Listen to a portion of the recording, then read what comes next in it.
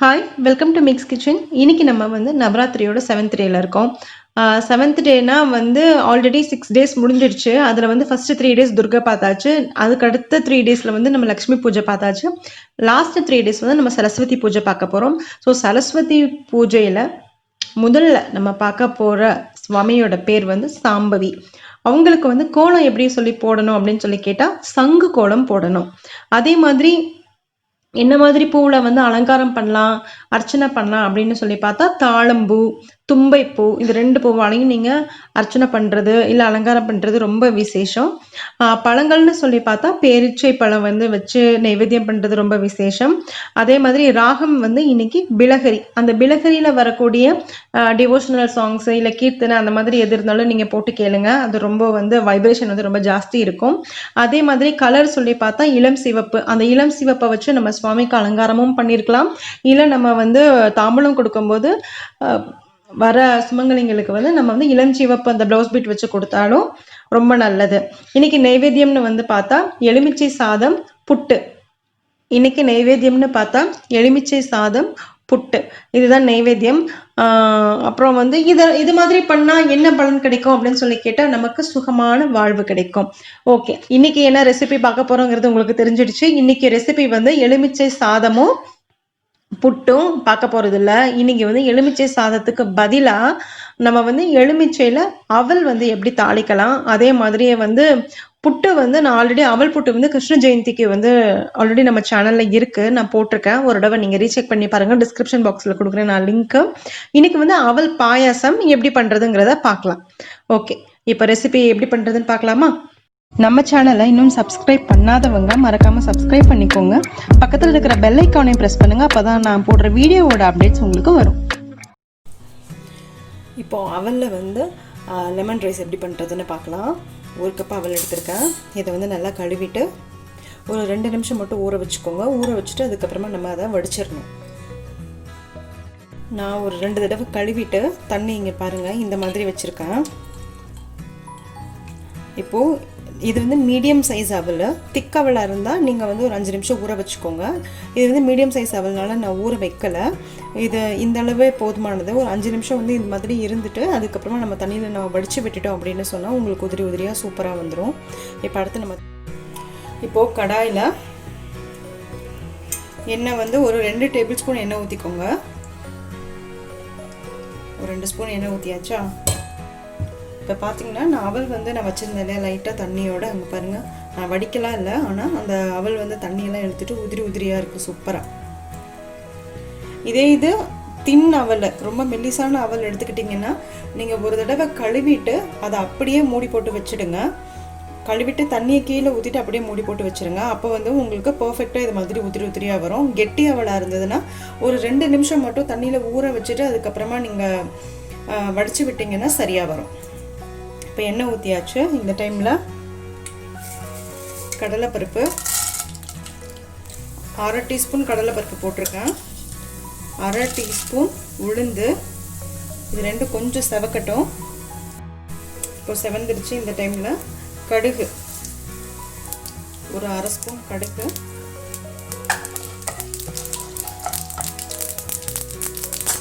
வாசனைக்காக ஒரு சின்ன காஞ்ச மிளகாய் துண்டு, பச்சை மிளகாய் ஒரு பெரிய பச்சை மிளகாய் கட் பண்ணி வச்சுருக்காது, கருவேப்பிலை, முந்திரி பருப்பு,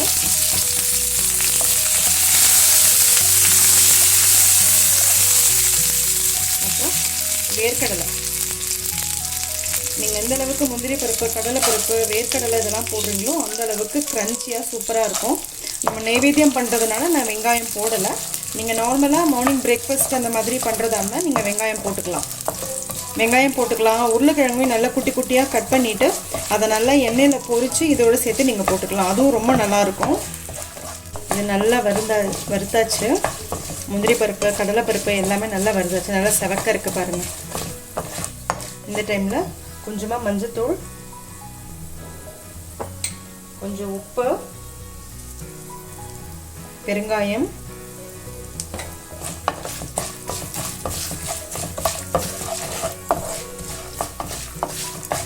அதுக்கப்புறமா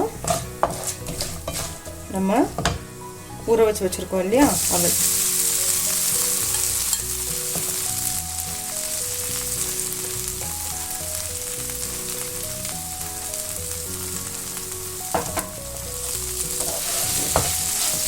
இப்போது லெமன் ஜூஸ் வந்து நம்ம போட்டுக்கலாம்.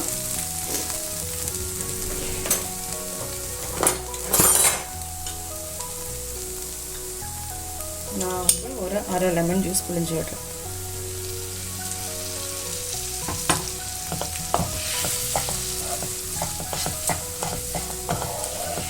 நீங்கள் நிறைய பண்ணுறதா இருந்தால் இன்னும் ஜாஸ்தி போட்டுக்கணும் லெமன் ஜூஸ். இது எண்ணெயில் கொஞ்சம் நேரம் வதங்கட்டும்.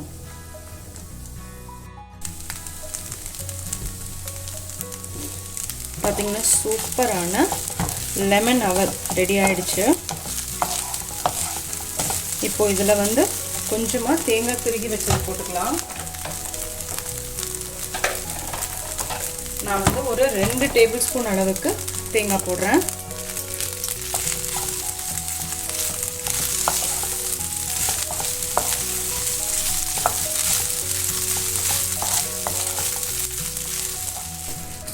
அவல் பாயசத்துக்கு ஒரு பேன் வச்சுருக்கேன். அதில் கொஞ்சமாக நெய்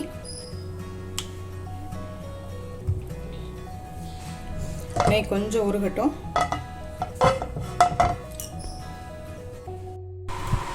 நெய் நல்லா உருகிடுச்சு. இந்த டைமில் முந்திரி பருப்பு ஒரு 10 முந்திரி பருப்பு போட்டுக்கிறேன். நல்லா ஃப்ரை ஆகட்டும். முந்திரி பருப்பு நல்லா வறுபட்டுருச்சு. இப்போ எடுத்துடுறேன். இது வந்து உலர் திராட்சை போட்டுக்குவோம்.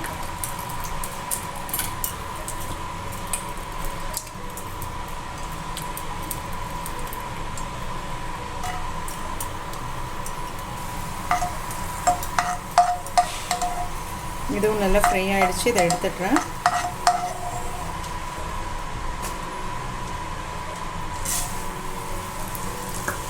ஒரு அரை கப் அவல் எடுத்திருக்கேன்.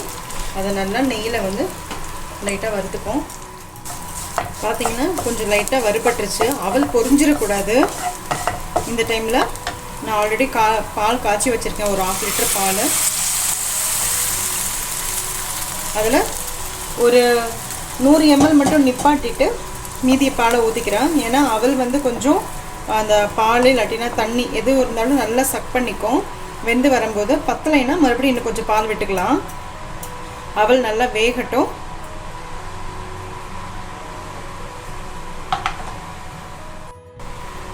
பார்த்திங்கன்னா உங்களுக்கு அவல் நல்லா வெந்துடுச்சு. இந்த டைமில் நீங்கள் சுகர் சேர்க்குறதா இருந்தால், வெள்ளை சர்க்கரை சேர்க்குறதா இருந்தால் நீங்கள் இந்த டைமில் அதுக்கு உங்களோட ஸ்வீட்டுக்கு தகுந்த மாதிரி சேர்த்துக்கலாம். மில்க் மேடு கூட சேர்த்துக்கலாம். ரொம்ப சூப்பராக இருக்கும். மில்க் மேடு, கண்டென்ஸ்டு மில்க் அந்த மாதிரி நீங்கள் சேர்த்துக்கிங்கன்னா நல்லா க்ரீமியாக நல்லா செமையாக இருக்கும். அது வந்து நம்ம பார்ட்டியில் டெசர்ட் அந்த மாதிரி பண்ணுறோம் இல்லையா, அந்த டைமில் சேர்த்துக்கலாம். பட் இன்றைக்கி நைவேத்தியம் பண்ணுறதுனால கொஞ்சம் ஆரோக்கியமாக இருக்கணுங்கிறதுக்காக நான் இன்றைக்கி வெல்லம் சேர்க்க போகிறேன். ஸோ வெல்லம் வந்து பாகு காய்ச்சிட்டு, பாகுன்னா ரொம்ப பாகு கிடையாது, வெல்லத்தை வந்து தண்ணியில் கரைச்சி கொஞ்சம் சூடு பண்ணிவிட்டு வடிகட்டிட்டு நம்ம இதோட சேர்த்துக்கலாம். நான் ஒரு சின்ன பாத்திரத்தில் ஒரு 100 ml தண்ணி ஊற்றிருக்கேன். திருகி வச்சுருக்க வெல்லம் வந்து ஒரு 3 ஸ்பூன் போட்டுக்கிறேன். நல்லா கொஞ்சம் கரையட்டும்.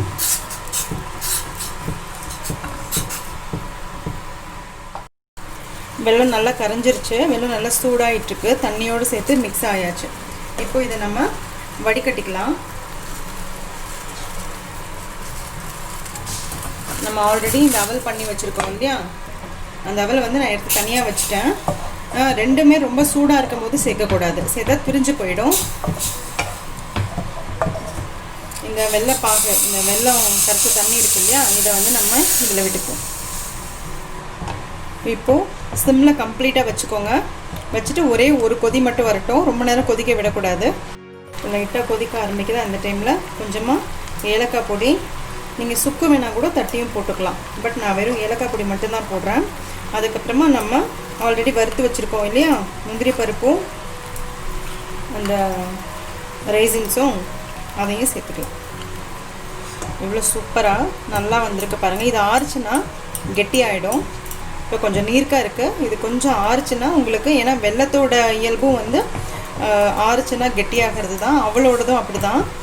அவள் வந்து நல்லா தண்ணியை உள்ளே இழுத்துக்கும். அதனால் வந்து கொஞ்சம் கெட்டியாயிடும். அப்போ நீங்கள் ஸ்பூனில் வந்து அந்த தொன்னையில் வச்சு கொடுக்கறதுக்கு கரெக்டாக இருக்கும். நீங்கள் அவல் புட்டு கூட பண்ணலாம். ஆக்சுவலாக இன்றைக்கி வந்து பிரசாதம்னு பார்த்தா லெமன் ரைஸும் புட்டும் தான். பட் லெமன் ரைஸ் வந்து எல்லாருக்குமே தெரியும் இல்லையா, அதனால தான் நான் இன்றைக்கி இந்த லெமன் அவல் பண்ணேன். புட்டு வந்து ஆல்ரெடி வந்து அவல் புட்டு கிருஷ்ண ஜெயந்தி அப்போது வந்து நான் ஆல்ரெடி அப்லோட் பண்ணியிருக்கேன் நம்ம சேனலில். அதனால தான் இன்றைக்கி நான் அவல் புட்டு பண்ணலை. அவல் வச்சு ஒரு மாதிரி பாயசம் மாதிரி பண்ணலாம் அப்படின்னு சொல்லிட்டு. இந்த பாயசமும் கெட்டியாச்சுன்னா ஸ்கூப் மாதிரி வரும் தொன்னையில் வச்சு சாப்பிட்றதுக்கு. ஸோ கரெக்டாக இருக்கும். அதனால தான் ஒரு ஸ்வீட் வந்து அவல் பாயசமும் லெமன் ரைஸ்க்கு பதிலாக அவல் லெமன் அவலும் நான் பண்ணது. ஸோ அவ்வளோதான். இதுவும் ரெடி ஆகிடுச்சு. இதை ஆஃப் பண்ணிடலாம். இப்போது இதை நம்ம சர்வ் பண்ணிடலாம் நெய்வேத்தியத்துக்கு. பாருங்கள் கட்டி ஆகிடுச்சு பார்த்தீங்களா. இது இன்னும் ஆற கெட்டி ஆகும். ஸோ இப்போ அடுத்து இந்த அவல் பாயாசம்.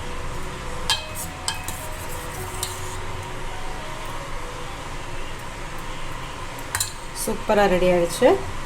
நைவேத்தியத்துக்கு வச்சு நீங்களும் சாமி கும்பிடுங்க.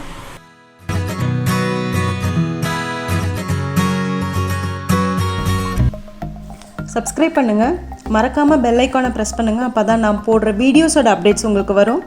லைக் பண்ணுங்கள், கமெண்ட் பண்ணுங்கள், ஃப்ரெண்ட்ஸோடு ஷேர் பண்ணுங்கள். தேங்க்யூ.